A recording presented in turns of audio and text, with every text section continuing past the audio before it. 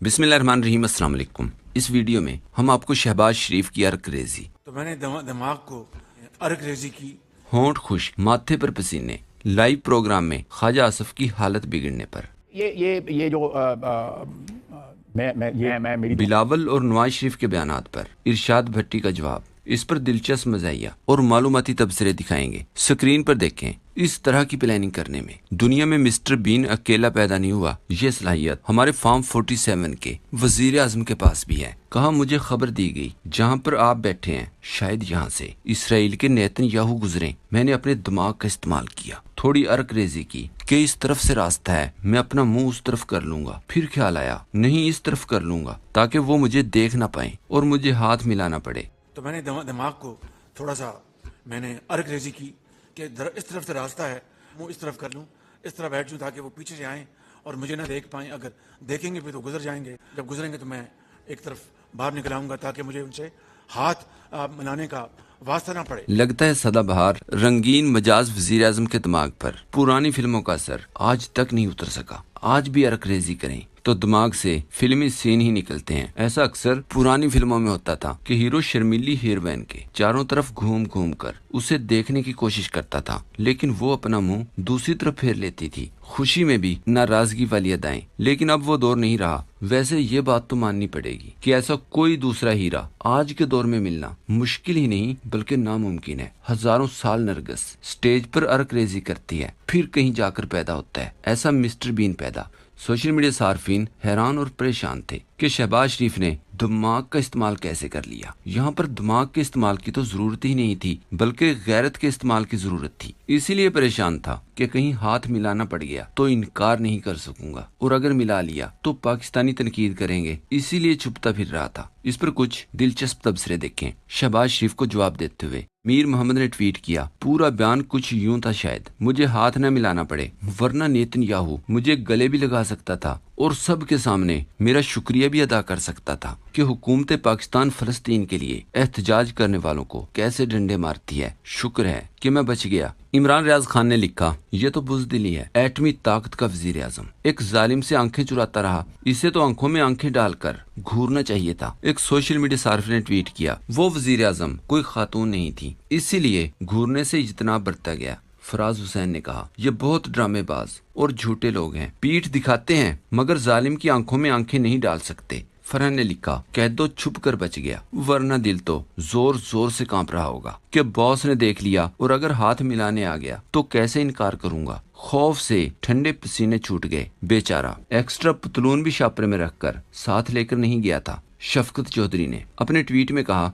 इस सारे बयान में असल बात यह है कि शहबाज शरीफ ने दिमाग का इस्तेमाल किया है ना। कमाल की बात। शाहिद ने लिखा, नामुमकिन को मुमकिन कर दिखाया। शरीफ खानदान का पहला सपूत जिसने दिमाग का इस्तेमाल करके अपना नाम तारीख में अमर कर लिया। आसफा ने ट्वीट किया, दिमाग तो खान ने इस्तेमाल किया था जब यूएन में सब ममालिक के सरबराहान खड़े हुए, हाथ मिलाना तो दूर कौमी लिबास में सीना और गर्दन तान कर टांग पर टांग रखकर बैठा रहा। एक सोशल मीडिया सार्फ ने कहा, यह दिमागी अरकरेजी थी या नाराज महबूबा वाली अदाएं, या अल्लाह हम किधर फंस गए। इमरान अशरफ ने कहा, इतना दिमाग की अरकरेजी के बाद भी आइडिया आया तो मुंह फेरने का, जैसे शादी में नाराज फूफी फिरती है। एक सोशल मीडिया एक्टिविस्ट ने अपने ट्वीट में लिखा, इतनी दिमागी अरकरेजी के बाद नतीजा निकाला तो क्या निकाला कि मैं मुंह ही दूसरी तरफ कर लूंगा, दूर फिटे मुंह तुम्हारा। एक सोशल मीडिया सार्फ ने इमरान खान की इसराइल के खिलाफ किए गए ट्वीट्स और बयानात शेयर करते हुए लिखा, शहबाज शरीफ और मरियम के ट्विटर से आज तक इसराइल का नाम लेकर अंग्रेजी और उर्दू दोनों जुबानों में ट्वीट नहीं हुए। बिलावल समेत तमाम पीडीएम के ट्वीट्स में इसराइल का कितना तज़किरा है। एक ने लिखा,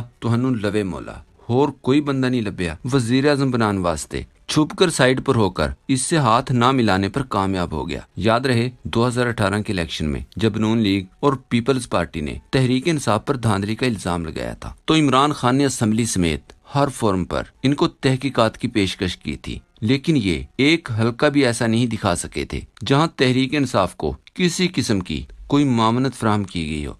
अब स्क्रीन पर ख्वाजे को देखें। एंकर की तरफ से सवाल करने पर माथे से पसीना साफ किया, खुश्क होते होंठों पर जुबान फेर कर कहा, ये जो मैं जो है ना, चीफ जस्टिस बदलने हैं तो अभी भी वो खदशा मौजूद है कि ऑडिट हो सकता है, 4 हल्के खुल सकते हैं। ये जो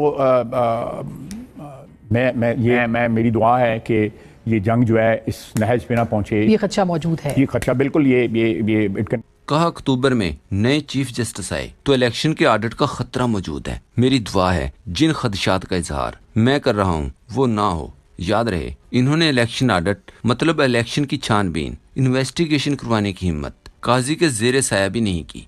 सोशल मीडिया सार्फिन के मुताबिक अगर इलेक्शन ऑडिट हुआ तो ये सब नंगे हो जाएंगे, लेकिन मेरे ख्याल में ऐसा बिल्कुल भी नहीं है, क्योंकि ये हकीकत तो बच्चे बच्चे को पता है। असल डर ये है कि इनको खुद को पता चल जाएगा कि ये दूसरों की सब की नजरों में नंगे हैं। मिसाल के तौर पर किसी की बीवी भाग जाए तो वो शख्स ये कहकर कि मेरी बीवी पर तावीज करवाकर जादू की मदद से वर्गलाया गया, ये कहकर अपने दिल को तसल्ली दे लेता है और मानने लगता है कि इसकी ये बात सब ने तस्लीम कर ली है, और फिर इस तरह लोगों का सामना करने की टीवी पर बैठते हुए शर्म महसूस नहीं करता। हालांकि सबको पता होता है कि ये जादू वाली बात सिर्फ एक कहानी है। इसी तरह नून लीग और ख्वाजे का भी सबको पता है कि ये फार्म 47 के नंगे किरदार हैं। इमरान अफजल राजा ने लिखा, ख्वाजा आसिफ का जवाब देते हुए सोच कर ही वाडा निकल गया। इमरान रियाज खान ने कहा, यही वजह थी आईनी तरमीम की। अगर आप देखिए जेन्युइनली जीते हुए हो तो आपको क्या प्रॉब्लम है इस बात से कि आप कहते हैं इलेक्शन ऑडिट हो रहा है हो, लेकिन इस हुकूमत ने हर वो काम किया है जिसकी वजह से इलेक्शन खुल ही ना सके।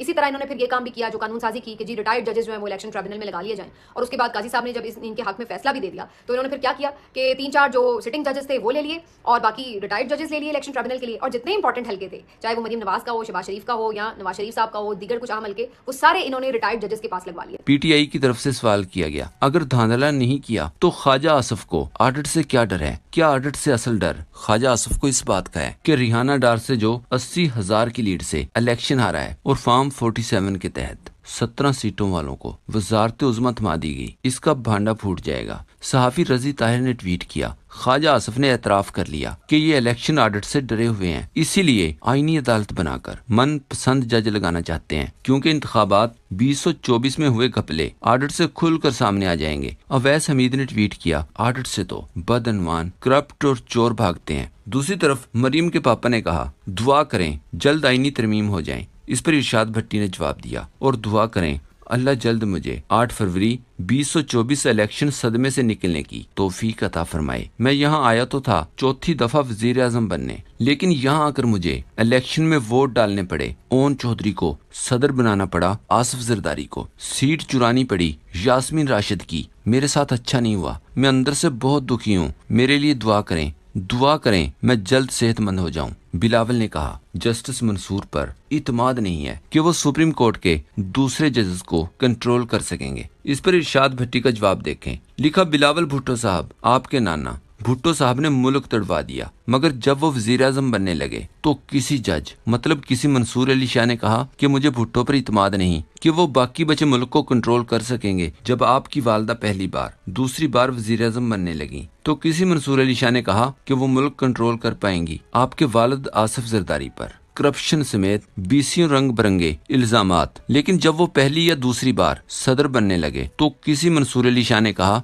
कि वो मुल्क के सुप्रीम कमांडर बनने के अहल नहीं। और जब आप किसी मेरिट के बिना वजीर खारजा बनने लगे तो किसी मंसूर अली शाह ने कहा कि मुझे इत्मीनान नहीं कि बिलावल मुल्क की खारजा पॉलिसी कैसे चला सकेंगे। नहीं, किसी ने नहीं कहा। जब किसी जज मतलब किसी मंसूर अली शाह ने आप लोगों के मामलात में टांग अड़ाने की कोशिश नहीं की, तो आप भी अपनी टांग और जुबान को कंट्रोल में रखें, अपने काम से काम रखें और अपनी हद में तशरीफ रखें।